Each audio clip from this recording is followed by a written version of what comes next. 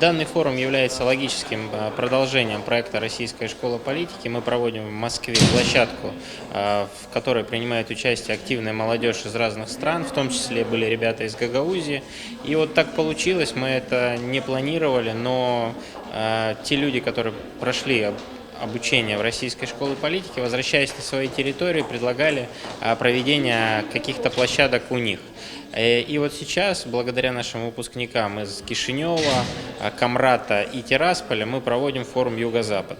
Основная идея данного форума состоит в том, чтобы молодые лидеры из разных стран, говорящие на русском языке, имели возможность общения прямого с представителями органов власти, с экспертами, имели возможность посмотреть данные территории и, соответственно, сделать для себя какие-то выводы, может быть, разрушить какие-то имеющиеся у них стереотипы. Мне, как россиянину, приятно признавать без всякого пафоса, что именно в молодежную политику наше государство вкладывает неимоверные усилия. Как с финансовой точки зрения, так и с точки зрения образования. Ежегодно у нас проводятся десятки форумов. В частности, это Таврида, это территория смыслов на клизме, это Машу.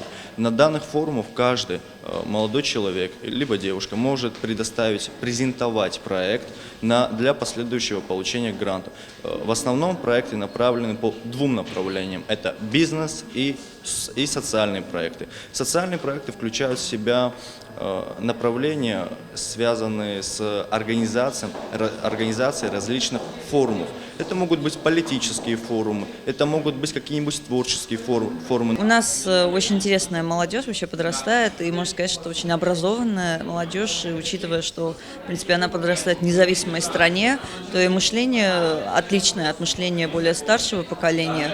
Мы готовы к сотрудничеству международному, мы готовы к новому, мы готовы к общению с другими народами, то есть действительно очень креативная молодежь. Наверное, вследствие этого в Армении с каждым днем растет количество общественных организаций, общественных движений молодежных, вот молодежной партии, вот как в лице нас.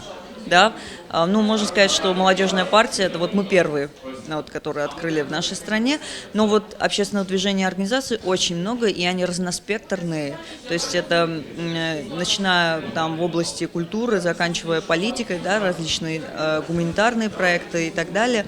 Со стороны правительства тоже есть поддержка в виде грантов, вот государственных грантов, которые выделяются общественным организациям.